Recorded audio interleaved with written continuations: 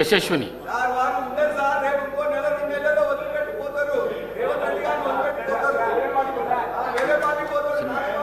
ధన్యవాదాలు అధ్యక్ష.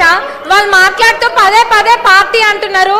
మనము అంటే పార్టీతో సంబంధం లేదు అధ్యక్ష. ఇప్పుడు మర్యాద అనేది, సంస్కారం అనేది మనం పెద్దలకు ఎప్పుడైనా ఇస్తా ఉన్నామో అదే చిన్నప్పటి నుంచి కూడా నేర్చుకుంటున్నాము. మరి ఏం నేర్పియాలనుకుంటున్నారో మాకు అర్థం కావట్లేదు. అంటే పార్టీతో సంబంధం లేదు. ఇప్పుడు ఒక తండ్రి లాంటి వాళ్ళు కడియం శ్రీహరి గారు మా అందరికీ కూడా ఒక తండ్రి లాంటి వాళ్ళు, వయసులో పెద్దవాళ్ళు, ఎప్పటి నుంచో కూడా శాసనసభ్యులుగా ఉన్నారు. అట్లాంటి వారికి మర్యాద ఇవ్వకుండా ఎట్లా పడితే అట్లా మాట్లాడి నిన్నటి నుంచి చూస్తున్నాము. అది డిమాండ్ల మీద మాట్లాడుతుంటే, చర్చ జరుగుతుంటే, కొత్తగా సబ్జెక్ట్ ఏమైనా నేర్చుకుందామని ఇంట్రెస్టింగ్గా విందాం అనుకుంటే నూతన సభ్యులం ఎంతో మంది ఉన్నాం. సభా సమయాన్ని కూడా వృధా చేస్తున్నారు. ఎంక్వైరీ అన్నారు, పర్సనల్ గా టార్గెట్ చేసి మంత్రి గారిని మాట్లాడుతున్నారు. వాళ్ళకి ఏదైనా వేరే అజెండా ఉంటే బయట చూసుకోవాలి.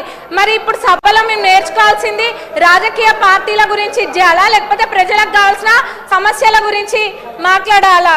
మరి ఇప్పుడు నూతన సభ్యులకి వీళ్ళు నేర్పించే సాంప్రదాయం ఇదేనా? దీన్నే క్యారీ ఫార్వర్డ్ చేయాలా? ఎంక్వైరీ చేస్తా అని మా ముఖ్యమంత్రి గారు నిన్ననే చెప్పిండ్రు. అంటే వాళ్ళ ఉద్దేశం ఏంది? ఎంక్వైరీ చెయ్యాలనా చెయ్యొద్దనా? అంటే మేము చెయ్యరేమో అని అనుకొని అంటే వీళ్ళు చేస్తున్నారు కడుపు మంటనా? వాళ్ళకి ఏం అర్థం కావట్లేదు అధ్యక్ష.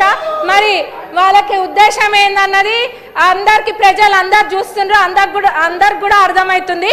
గత 10 సంవత్సరాలలో ఏమేమైతే జరిగినాయో వాటిపైన కూడా ఎంక్వైరీ చేయాలి. ఎందుకంటే ప్రజల సొమ్మును లూటీ చేసింది ఎవరు అన్నది అందరికి తెలియాలి. ప్రజలందరూ కూడా కోరుకుంటున్నారు. మరి దౌర్జన్య పాలన వాళ్ళదైతే ప్రజాపాలన ఈ ప్రభుత్వం చేస్తుంది. అంత ఫెయిర్గా నిన్న మా ముఖ్యమంత్రి గారు చెప్పిండ్రు ఎంక్వైరీ చేస్తా అని. మరి ఎందుకు ఇట్లా సమయం వృధా చేస్తుండ్రు? అంటే ఎవరి గురించి చర్చలు జరగద్దా? వాళ్ళ పార్టీ గురించి ఒక్కదాని గురించి చర్చ జరగాల? వాళ్ళు గెలవలేదన్న ఫ్రస్ట్రేషన్లో వాళ్ళు ఉంటే ఇంకా వేరే ఎవరు ఏం మాట్లాడద్దా? బీజేపీ వాళ్ళు మాట్లాడద్దా? ఎంఐఎం వాళ్ళు మాట్లాడద్దా? సిపిఐ వాళ్ళు మాట్లాడద్దా?